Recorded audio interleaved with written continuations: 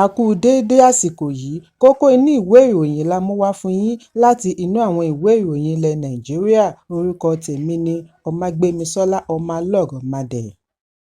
Agbẹjọ́rò ajàfẹ́tọ̀ọ́-ọmọnìyàn àgbà amòfin Fẹ́mi Fálànà ti sọ wípé kò lẹ́tọ̀ọ́ fún mínísítà agbègbè ilé ìjọba Nyesom Wike láti ṣe ìdálọ́lá ẹ̀bùn ilé àti ọkọ̀ fún àwọn adájọ́. Bí a kò bá gbàgbé wípé nínú oṣù kẹwàá ni Wike ṣe àgbékalẹ̀ ilé tí wọ́n ti kọ́ fún àwọn 40 adájọ́ ní Kàtàǹpé District, ìlú Àbújá, tí èyí sì ti dá awuyewuye sílẹ̀ bí àwọn kan ṣe ń ṣe àríyànjiyàn wípé èyí kò bójúmu. Níbi ìfọ̀rọ̀wánilẹ́nuwò orí ẹ̀rọ amóhùnmáwòrán Channels tí ó wáyé lánàá ni Fálànà ti jiyàn wípé ìgbésẹ̀ yìí kò lẹ́tọ̀ọ́ fún òṣìṣẹ́ ìjọba ní ẹ̀ka mìíràn láti ṣe ìdálọ́lá ẹ̀bùn fún ẹ̀ka ìdájọ́, pàápàá jùlọ àwọn adájọ́. Fálànà ní iṣẹ́ mínísítà agbègbè ilé ìjọba kò yàtọ̀ sí ti gómìnà gẹ́gẹ́ bí ó ti wà nínú ìwé òfin nítorí iṣẹ́ rẹ̀ mọ́ láàrin ìṣèjọba Àbújá. Ìdí kejì ni wípé Wike fúnra rẹ̀ ní ẹ̀sùn níwájú àwọn adájọ́ wọ̀nyí. Fún ìdí èyí kò lẹ́tọ̀ọ́ kí ó máa pín ẹ̀bùn ọkọ̀ àti ilé fún àwọn adájọ́ tí yóò gbé ìdájọ́ kalẹ̀ lórí ẹ̀sùn rẹ̀, pàápàá jùlọ bí ó ti jẹ́ wípé àwọn adájọ́ náà ní agbára láti ṣe àbójútó ìṣúná wọn fúnra wọn.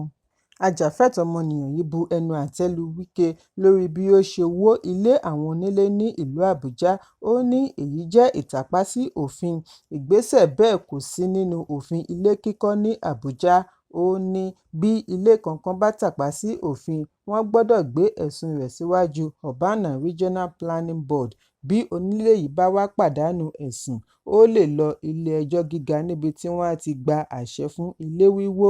Ẹ̀kúnrẹ́rẹ́ ìròyìn yìí wà ní ìwé ìròyìn Daily Post tó jáde lónìí. Òkú olóògbé olórí ológun Taoreed Lágbájá ti balẹ̀ sí ìlú Àbújá fún ìgbáradì fún ètò ìsìnkú rẹ̀. Aago 12:16 ọ̀sán òní ni òkú rẹ̀ balẹ̀ sí pápákọ̀ òfurufú Nnamdi Azikiwe ìlú Àbújá. Ètò ìsìnkú pẹ̀lú orin onígbàgbọ́ ni wọ́n ní yóò bẹ̀rẹ̀ lónìí Ọjọ́bọ̀ kí ìsìnkú tó tẹ̀lé ní ọ̀sán ọjọ́ Ẹtì. Alukoro iléeṣẹ́ ológun Major General Onyema Nwachukwu ṣàlàyé wípé National Military Cemetery ìlú Àbújá ni wọn yóò sin òkú Lágbájá sí ní ọjọ́ Ẹtì. Nínú àtẹ̀jáde ni Ààrẹ Bọ́lá Tinubu ti fi ìbánikẹ́dùn rẹ̀ hàn sí ẹbí olóògbé Lágbájá àti iléeṣẹ́ ológun lápapọ̀. Ìyàwó àti ọmọ méjì ni ó gbẹ̀yìn Lágbájá. Ẹ̀kúnrẹ́rẹ́ ìròyìn yìí wà nínú ìwé ìròyìn Punch tó jáde lónìí. Ilé-ẹjọ́ kòtẹ́milọ́rùn tó fìkàlẹ̀ sí ìlú Àbújá ti yọ Olúṣọlá Ẹbíṣẹ́ní, olùdíje tó ń díje gómìnà láti ẹgbẹ́ òṣèlú Labour, kúrò nínú àwọn tí yóò kópa níbi ìdíje gómìnà ọjọ́ Àbámẹ́ta ní ìpínlẹ̀ Ondo. Adájọ́ ìgbìmọ̀ ẹlẹ́ni mẹ́ta ni ó gbé ìdájọ́ yìí kalẹ̀ kí alága ìgbìmọ̀, Adájọ́ Adébùkọ́lá Banjoko, tó kà á síta lánàá. Ìròyìn jábọ̀ wípé síwájú àkókò yìí ni Adájọ́ Emeka Nwite láti Ilé-ẹjọ́ Gíga ìlú Àbújá pàṣẹ fún àjọ elétò ìdìbò INEC kí ó ṣe ìdánimọ̀ Olúṣọlá Ẹbíṣẹ́ní àti Ezekiel Awude gẹ́gẹ́ bí olùdíje àti igbákejì olùdíje láti ẹgbẹ́ Labour níbi ìdìbò ọjọ́ 16 oṣù kọkànlá ní ìpínlẹ̀ Ondo. Adájọ́ Nwite fìdí ẹ̀ múlẹ̀ wípé ìdìbò abẹ́lé tí ẹgbẹ́ òṣèlú Labour ṣe tí ó fa Ẹbíṣẹ́ní àti Awude kalẹ̀ jẹ́ ojúlówó kí INEC gbà á wọlé, ṣùgbọ́n ilé-ẹjọ́ kòtẹ́milọ́rùn ti yí èyí padà báyìí. Ẹ̀kúnrẹ́rẹ́ ìròyìn yìí wà nínú ìwé ìròyìn Daily Post tó jáde lónìí. Àwọn òṣìṣẹ́-fẹ̀yìntì ní ìpínlẹ̀ Èkìtì ti kan sáárá sí ìjọba Gómìnà Bíọ́dún Oyèbánjí lórí bí ó ti fi ayédẹrùn fún wọn ní ìpínlẹ̀. Alága àjọ àwọn òṣìṣẹ́-fẹ̀yìntì ẹ̀ka ìpínlẹ̀ Èkìtì Joel Akínọlá ṣàlàyé wípé ìyọ̀ǹda n4.6 bílíọ̀nù láti ọ̀dọ̀ Oyèbánjí fún sísan àjẹ́lẹ̀ owó òṣìṣẹ́-fẹ̀yìntì ní ẹ̀ka ìpínlẹ̀ àti ìbílẹ̀ láàrin oṣù kan jẹ́ ìyàlẹ́nu ńlá. Níbi àdúrà olóṣooṣù àwọn òṣìṣẹ́-fẹ̀yìntì ni Akínọlá ti gbóríyìn fún gómìnà lórí àgbékalẹ̀ ọkọ̀ bọ́ọ̀sì fún ẹgbẹ́ ní oṣù kan náà.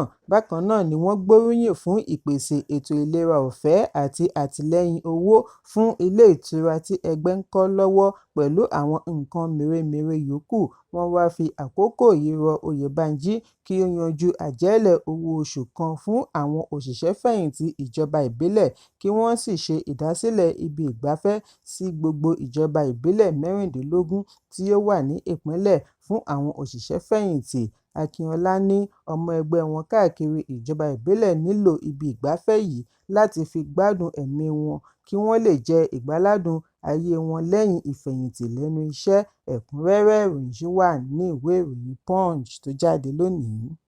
Ẹgbẹ́ Human Rights Writers Association of Nigeria (HURIWA) ti gba National Security Adviser sí Ààrẹ Nuhu Ribadu ní ìmọ̀ràn kí ó gbé ti òṣèlú sí ẹ̀gbẹ́ kan lórí ìgbésẹ̀ àti kojú ìṣòro tó ní ṣe pẹ̀lú ààbò orílẹ̀-èdè. HURIWA bu ẹnu àtẹ́ lu ọ̀rọ̀ tí Ribadu sọ ní gbangba wípé ẹgbẹ́ adàlúrú tuntun LUKAWAS ń gbèrò gbéná wojú Ààrẹ Bọ́lá Tinubu. Wọ́n ní irúfẹ́ ọ̀rọ̀ bẹ́ẹ̀ kò tọ́ sí amúgbálẹ́gbẹ̀ẹ́ ààrẹ lórí ààbò, kí ó máa ṣe àpèjúwe àwọn adàlúrú tí wọ́n dìhámọ́ra ogun tó ń pààyàn kiri orílẹ̀-èdè ní ẹni gbéná wojú Tinubu. Wọ́n bu ẹnu àtẹ́ lu bí ó ṣe ṣe àfihàn ètò ààbò ní ìlànà tòṣèlú. Síwájú àkókò yìí ni ìròyìn jábọ̀ wípé Ribadu sọ ní gbangba wípé kò sẹ́ni gbéná wojú Tinubu kí ó rí bákan náà nígbà tí ó ń fèsì sí iṣẹ́ àwọn ẹgbẹ́ adàlúrú LUKAWAS. Èyí wáyé ní ọjọ́ kan náà tí olórí ológun agbèfọ́ba darí àwọn ológun lọ agbègbè tí adàlúrú ti ń dà wọ́n láàmú ní ìjọba ìbílẹ̀ Agé, ìpínlẹ̀ Kebbi, níbi tí ènìyàn 17 ti di olóògbé sí ọwọ́ àwọn adàlúrú ní abúlé Mera. HURIWA ní àfiwé Ribadu kò lọ pẹ̀lú àwọn adàlúrú tí wọ́n ń da àlàáfíà ìlú láàmú kò ní fi ṣe ẹni wà lórí oyè nítorí ó pẹ́ ó yá ẹlòmíràn padà gba ipò ààrẹ. Àwọn tí wọ́n ṣe ìkọlù lórílẹ̀-èdè kì í ṣe orogún pẹ̀lú ààrẹ nídìí òṣèlú, ọ̀tá orílẹ̀-èdè ni àwọn wọ̀nyí jẹ́. Ẹ̀kúnrẹ́rẹ́ ìròyìn wà ní ìwé ìròyìn Daily Post tó jáde lónìí. Gómìnà ìpínlẹ̀ Ọ̀yọ́ Ṣèyí Mákindé ti gba àjọ elétò ìdìbò INEC ní ìmọ̀ràn kí wọ́n fi ààyè gba ìdìbò ará ìlú ìpínlẹ̀ Ondo láti ṣe iyebíye. Bákan náà ni ó tẹnumọ́ wípé kí ètò ìdìbò má jẹ́ bó bá o pa.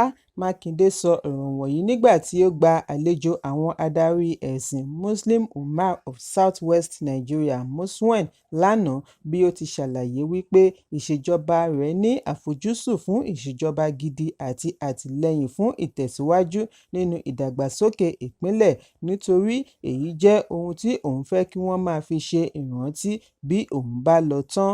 Ẹ̀kúnrẹ́rẹ́ ìròyìn wà ní ìwé ìròyìn Daily Post tó jáde lónìí.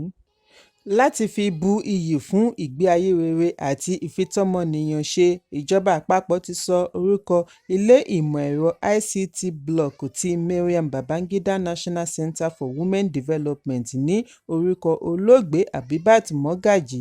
Mogaji jẹ́ ìyá Ààrẹ Bọ́lá Tinubu tí wọ́n mọ̀ gẹ́gẹ́ bí oníṣòwò àti ẹlẹ́yinjú àánú.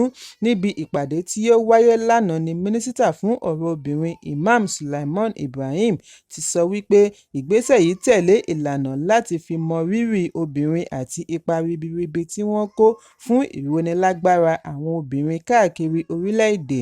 Sulaiman Ibrahim fìdí ẹ̀ múlẹ̀ wípé èyí jẹ́ ìgbésẹ̀ àti mọ rírì ipa obìnrin fún ìdàgbàsókè orílẹ̀-èdè àti àwùjọ tí obìnrin àti gbogbo ọmọ ti lè lálùyọ. Ẹ̀kúnrẹ́rẹ́ ìròyìn wà ní ìwé ìròyìn This Day tó jáde lónìí. Kókó inú ìwé ìròyìn tòní kò ní jù báyìí lọ. Ẹ pàdé mi lọ́la fún àkọ́tún ìròyìn. Kí a tó lọ, ẹ má ṣaláì fi àkíyèsí yín ránṣẹ́ kí ẹ sì bá wa subscribe sójú náà wa lórí YouTube kí kókó inú ìwé ìròyìn lè máa tẹ̀ yín lọ́wọ́ ní kíákíá.